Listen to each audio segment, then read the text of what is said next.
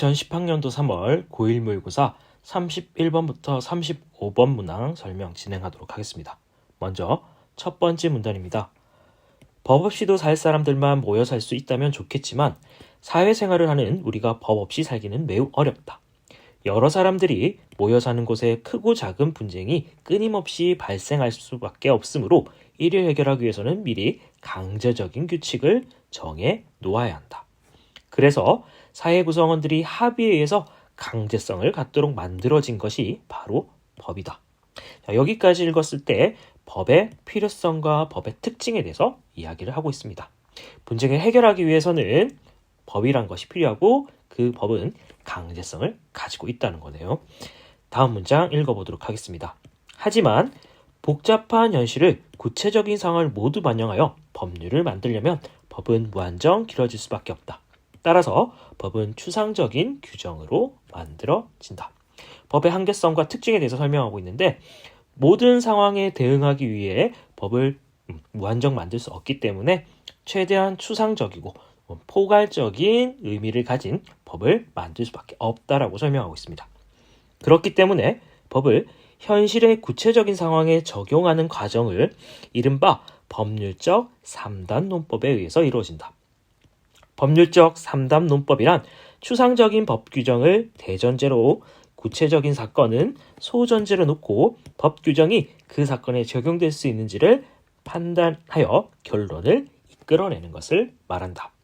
자, 새로운 개념이 나왔는데 법률적 3단 논법이라는 개념이 나왔습니다. 법률적 3단 논법은 대전제 가장 상위에 법 규정을 놓고 그 하위에 구체적인 사건들을 배치하여서 그 구체적 사건들이 상위법에 포함될 수 있는지 여부를 판단하는 것을 이야기한다고 볼 수가 있겠습니다. 두 번째 문단 살펴보겠습니다. 예컨대 A의 노트북 컴퓨터를 B가 몰래 가져가서 사용하다가 발각되어 A가 B를 검찰에 고소했다라고 하자. 그렇다면은 A는 피의자, B는 피고가 되겠네요. 검사는 이 사건이 어떤 법 규정에 해당하는지 검토한 후 법정에서 B의 행위가 절도죄를 규정한 형법 규정에 해당하므로 형벌을 받아야 한다고 주장한다. 자, 검사는 B의 절도 행위에 대해서 주장하고 있다라고 정리할 수가 있겠네요. 이에 대해 B의 변호사는 B가 노트북 컴퓨터를 훔쳐간 것이 아니라 잠시 빌려 쓰려고 했던 것이므로 검사가 내세운 형법 규정에 해당하지 않는다고 검사와 다른 주장을 한다. 자, 변호사의 경우에는 B가 노트북을 절도한 것이 아니라 단순히 빌린 것이기 때문에 절도죄를 적용시킬 수 없다라고 얘기를 하고 있습니다. 그렇다면은 법 규정에 적용이 차이가 있다는 거죠. 검사는 절도죄라는 법 규정을 적용시키고 있고 B의 변호사는 절도죄가 아니라는 법 규정을 적용시키고 있습니다. 그러면 법관은 양쪽의 주장을 참고하여 B의 행위가 과연 검사가 내세운 형법 규정에 해당하는지를 최종적으로 판단한다. 만약 해당된다고 판단되면 법관은 그에 맞는 결론, 즉 유죄 판결을 내린다. 이와 같이 검사, 변호사, 법관은 모두 어떤 사건이 어떤 법 규정에 해당하는지를 다룬다. 자, 두 번째 문단에서는 제일 마지막 문장이 중요하다고 볼 수가 있겠네요. 각각의 대응하는 사람들은 법 규정을 참고하여 어떤 법 규정을 기준으로 해서 판단을 내릴 건지를 정하고 있습니다. 세 번째 문단 살펴보겠습니다. 그런데 많은 훈련을 거친 법률가들이라 하더라도 어떤 사건에 적용할 수 있는지 적당한 법 규정을 찾아내는 일은 결코 쉬운 일이 아니다. 적당한 법 규정 찾기가 어려운 이유는 현재 시행되고 있는 법 규정의 수가 엄청나게 많을 뿐만 아니라 기존의 법 규정도 수시로 개정되고 새로운 법 규정도 계속 만들어지고 있기 때문이다. 그뿐만 아니라 어떤 사건에 적용될 가능성이 있는 법 규정이 여러 개 발견되는 경우도 있다. 그래서 세 번째 문단에서는 법 규정 찾기가 어려운 이유 4가지에 대해서 제시를 하고 있습니다. 법 규정 수가 많다, 개정이 자주 이루어진다, 새로 법 규정이 만들어지고 있고 하나의 사건에 대해서 여러 개의 법 규정 적용이 가능하기 때문에 규정 찾기가 쉽지 않다는 내용입니다. 이로 인해 어떤 사건이 발생했을 때 그 사건에 적용할 수 있는 적당한 법규를 찾지 못하는 경우도 생긴다. 자, 네 번째 문단 이어서 살펴보도록 하겠습니다. 만일 이와 같이 어떤 사건에 적용될 수 있는 적당한 법 규정을 찾지 못하면 어떻게 될까? 이 경우 형사재판과 민사재판은 서로 다른 결론을 내리게 된다. 국가와 국민이라는 관계를 기반으로 하는 형법에서는 형사재판을 얘기하겠네요. 법률에 미리 범죄와 형벌이 규정되지 않은 경우에는 벌할 수 없다는 죄형 법정주의의 원리가 엄격하게 적용된다. 자, 형법에서는 법률에 없다면 죄를 물을 수 없다라는 입장이네요. 따라서 형사재판에서는 어떠한 사건에 적용할 수 있는 적당한 법 규정이 발견되지 않으면 법관은 법 규정의 적용을 포기하고 피고인에게 무죄를 선고해야 한다. 물론 피고인의 행위가 도덕적으로 비난의 대상이 될 수는 있지만 함부로 다른 형법 규정을 가져다 적용하면 안 된다는 것이 형법의 대원칙이다. 자, 다시 한번 정리하자면 형법에서는 법률 규정이 없다라면은 피고인에게 무죄를 선고해야 한다는 입장입니다. 다섯 번째 문단입니다. 반면 기본적으로 대등한 두 대상자를 대상으로 하는 민사재판에서는 법 규정이 없다고 해서 그 판결을 포기하는 것이 아니라 최대한 그 사건과 관련된 일반 원칙을 찾아서 손해와 이익을 공평하게 조정하려고 노력한다. 즉, 법 규정 찾기에 실패해도 관습법이나 건전한 상식을 기준으로 판단을 내리는 것이다.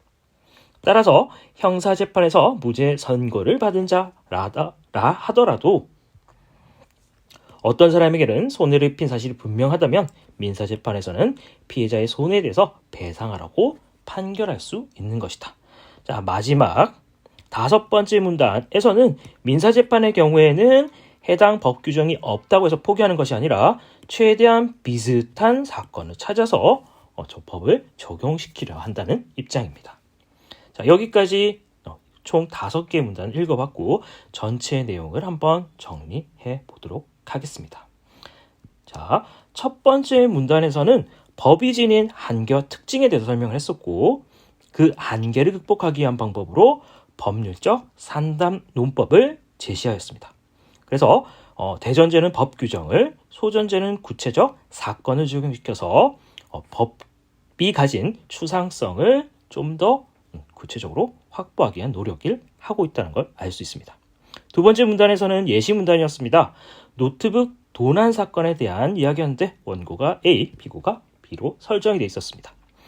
검사는 B의 행위는 절도에 해당하기 때문에 형벌을 받아야 한다고 주장했고 변호사는 B는 단순히 노트북을 빌린 것이므로 절도에 해당하지 않음을 주장하고 있었습니다. 따라서 두 사람의 주장의 차이는 소전제를 절도로 보느냐 아니냐의 차이가 발생했었고 법관은 양쪽 주장을 참고해서 어떤 형벌 규정에 해당하는지를 최종 판단하게 되어 있다고 설명했습니다. 세 번째 문단은 적당한 법 규정을 찾기가 어려운 이에 대해서 설명했는데 법 규정 수가 많다, 법 규정이 수시로 바뀐다, 법 규정이 새로 만들어진다, 하나의 사건에 여러 개의 법 규정이 적용 가능하다라고 설명함으로써 그 이유에 대해서 이렇게 나열을 하고 있었습니다.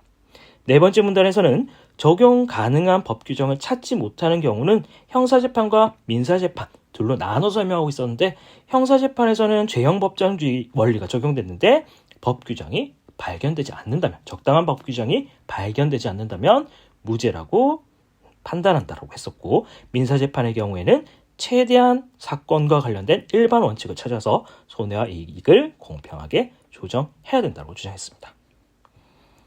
자, 여기까지 읽어봤고 이제 문제풀이 하도록 하겠습니다. 먼저 31번 문제입니다.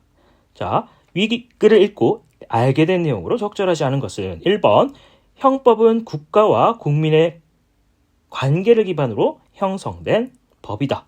요 문장 같은 경우에는 네 번째 문단에서 네 번째 줄에 있죠. 여기 보면은 국가와 국민의 관계를 기반으로 한 형법이라는 단어가 눈에 보입니다. 2번 동일한 사건에 적용시킬 수 있는 법 규정이 여러 개 있을 수 있다. 이것은 세 번째 문단의 6번째 줄에 있습니다. 어떤 사건에 적용될 가능성 있는 법 규정이 여러 개 발견되는 경우도 있다. 31번에 3번 많은 훈련을 거친 법률가들도 때로는 법 규정을 찾기가 어렵다. 자, 세 번째 문단의 첫 번째 줄에 있습니다. 4번은 민사재판은 관습법이나 건전한 상식도 판결 기준으로 삼을 수 있다. 다섯 번째 문단의 다섯 번째 줄에 있습니다.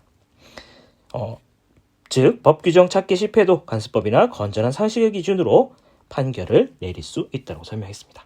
그런데 다섯 번째, 형사재판에는 적당한 규정이 없으면 법 규정을 만들어질 때까지 판단을 미룬다 라고 했지만 형사재판, 형법에서는 무죄를 선고한다 라고 설명하고 있기 때문에 틀린 답이라고 볼 수가 있겠습니다. 32번입니다. 기읍과 니은이 서로 다른 주장을 하게 된 이유로 적절한 것은 기읍은 검사, 니은은 변호사입니다. 답은 4번인데 기읍과 니은, 소전제를 서로 다르게 보았기 때문이다. 첫 번째 문단에 있었죠. 구체적 사건을 소전제로 보고 있는데 절도죄로 보느냐 아니냐의 차이라고 설명을 했었습니다. 33번입니다. 윗글을 읽은 학생이 보기를 읽고 보일 반응으로 적절하지 않은 것은 갑은 공공기관에서 개인정보 처리를 담당하고 있는 을로부터 병의 개인정보를 건너받아 자신의 사업에 이용하였다. 자, 을이 공무원이고 갑이 사업을 하는 사람이고 개인정보를 무단으로 사용하고 있다라고 보면 되겠네요. 이로 인해 병은 커다란 경제적 손실을 입게 되었다. 이에 검찰은 갑과 을 모두 공공기관의 개인정보 보호에 관한 법률 위반 혐의로 형사재판을 요청하였다. 여기서 중요한 건 형사재판이라는 거네요. 자, 형사재판의 경우에는 적당한 법 규정이 없을 경우 무죄로 추정한다라고 얘기를 했었죠.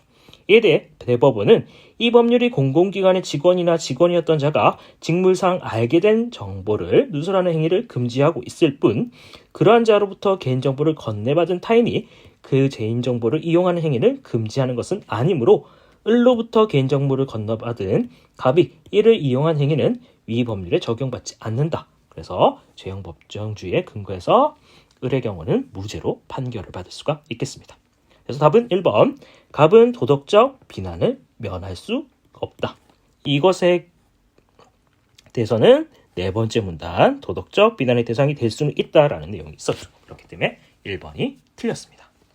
다음 문제입니다. 34번, 위글로브와 죄형법정주의에 담긴 정신으로 가장 적절한 것은 자, 죄형법정주의, 구체적 법 규정이 없다면 무죄로 추정한다는 내용이었죠. 그래서 답은 1번, 법 없이는 범죄도 없고 형벌도 없다라고 보면 되겠습니다. 35번, A의 사전적 의미로 바르지 않은 것은 자, 5번이 틀렸는데 5번, 조정이란 단어는 분쟁을 중간에서 화해시킨다라는 의미를 가지는 단어입니다. 근데 뒤에 나와 있는 다른 사람을 자기 마음대로 부린다라는 건 조종이라는 단어로 써야 되겠죠. 그래서 틀렸다라고 볼 수가 있겠습니다. 자, 이상으로 2010년 3월 고1 모의고사 31번부터 35번 문제 설명 진행하였습니다.